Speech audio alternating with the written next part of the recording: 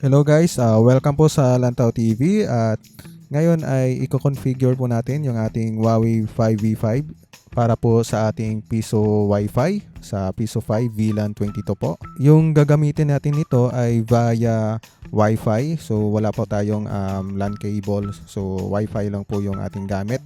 So pwede po ito sa ating cellphone para mag-configure ng ating 5V5.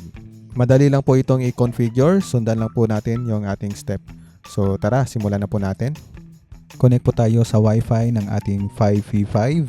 So ayan yung Piso Wi-Fi name. So depende po kung ano pong name ng inyong 5V5 Wi-Fi.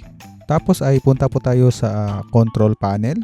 Kahit na hindi natin iset yung IP address niya, ay nakakonect pa rin tayo sa kanyang dashboard dito sa Huawei web page. Dito sa network and internet, sa connect to the internet, i-click lang po natin itong Wi-Fi kung saan po tayo nakakonect.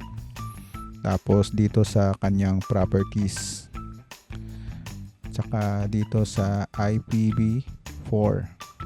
Bali dito ay i-manual config po natin yung kanyang IP. So sundin lang po yung IP address na nakalagay dyan sa screen at saka i-OK. So punta po tayo dito sa dashboard ng ating 5V5 modem. Username ay Telecom Admin at saka Admin Telecom naman yung password. Dapat yung ating 5V5 ay naka-flash na sa Huawei firmware. So ito po yung ating dashboard, no? So wala po tayong internet dyan. Dito sa advanced, sa LAN port, yung check lang po dito ay yung LAN 2 at saka LAN 3 at saka i-apply po natin. Medyo matagal lang dito yung loading, no, kapag wireless compare sa LAN cable. Sa LAN host, uncheck lang po natin dito yung naka-check at saka i-apply po natin. Ito talaga yung problema, no, kasi naglo-loading siya kapag naka-wireless connection tayo. So, pero okay na din to. At saka dito sa DHCP server, pwede din ito sa mobile, no, sa ating cellphone. So, dito, uncheck na lang po natin. At saka apply. So, wala pong naka-check dyan. Dito naman sa 1. So, i-delete lang po natin ito. Yung mga existing na nandito sa 1 natin.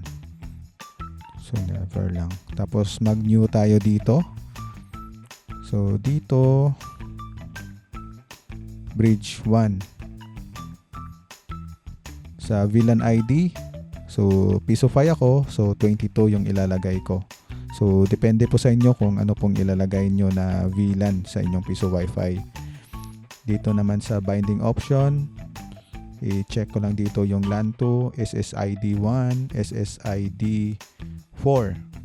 So, yan po yung naka-check. And then, apply po natin.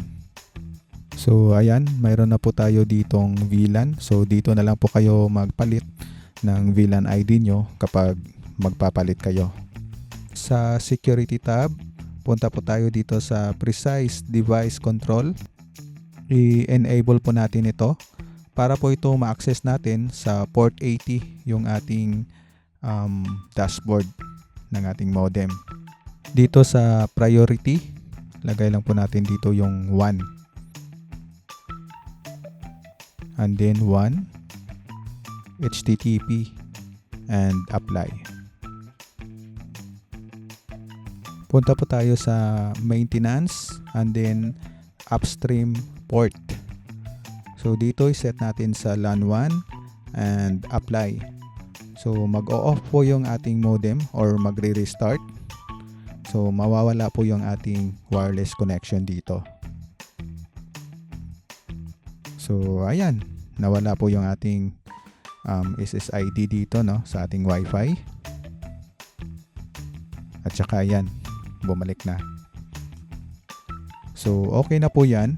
So yung next natin ay papalitan natin yung SSID o yung ating Piso Wi-Fi name na Wi-Fi.